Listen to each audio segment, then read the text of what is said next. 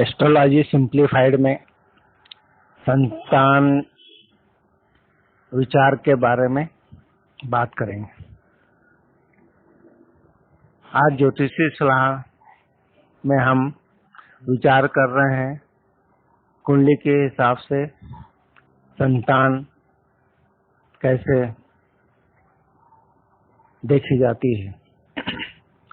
संतान के लिए हमें कुंडली का पंचम भाव, पंचमेश, स्त्री कारक ग्रह चंद्र एवं शुक्र तथा पुरुष कारक ग्रह सूर्य, गुरु और मंगल को देखते हैं। चंद्रमा और मंगल ग्रह स्त्री के मासिक श्वास और अंड निर्माण का कारक माने जाते हैं।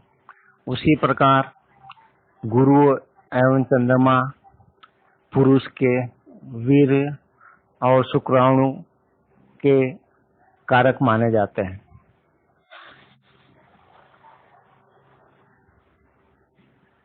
इसमें अब पुत्र और पुत्री के बारे में ऐसी जानकारी दी गई है कि मंगल से स्त्री के अंडाणु और गुरु से पुरुष के शुक्राणु को देखा जाता है। जब गुरु, मंगल एवं सूर्य का प्रभाव पंचम भाव पर पड़ता है तो पुत्र का जन्म हो सकता है तथा चंद्रमा और शुक्र का प्रभाव जब पंचम भाव पर पड़ता है तो कन्या संतान का जन्म होने की संभावना बढ़ती है। अगर पंचम भाव, पंचमेश दुष्ट ग्रहों के अधीन हो या उनके मध्य स्थिति हो, जो कि पाप कर्तृ योग कहते हैं, एवं शुभ ग्रहों की दृष्टि न हो तो संतान उत्पन्न होने में परेशानी हो सकती है। यदि पंचम भाव को सूर्य, मंगल और गुरु देखते हैं तथा पंचम भाव पर किसी दुष्ट ग्रह का प्रभाव न हो तो पुत्र की उत्पत्ति होती है। यदि पंचमेश पुरुष ग्रह हो और उस पर पाप प्रभाव न हो तथा चंद्र या शुक्र का पंचम भाव या पंचमेश पर प्रभाव हो तो कन्या संतान की प्राप्ति के योग बनते हैं। अब हम जानेंगे कि अगर ये संतानहीनता क्यों होती है, इसके लिए जो ऊपर भाव और सब ग्रह बताए हैं वो अगर पाप प्रभाव में हो, नीच के हो, छठे, आठवें, 12 भाव में हो और गुरु की दृष्टि न हो तो इस प्रकार के योग बनने पर संतानहीनता का योग बनता है। कुंडली का पंचम भाव पाप ग्रह शनि, राहु, केतु से प्रभावित हो तो पंचम भाव का स्वामी ग्रह भी इस तरह से प्रभावित होगा और पंचमेश छठे, आठवें, 12 भाव में हो तो भी हमें संतान प्राप्त होने में प्रॉब्लम हो सकती है।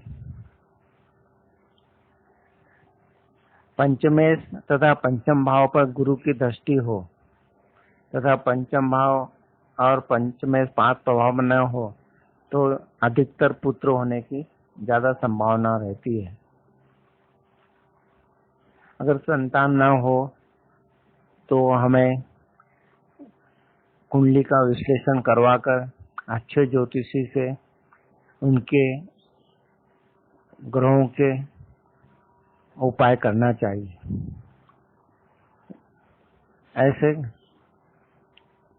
पीपल के वृक्ष की परिक्रमा करना, केले के पेड़ को जल देना, गुरु को, माता पिता को उनकी सेवा करना, शिव उपासना करना, संतान गोपाल पाठ करना,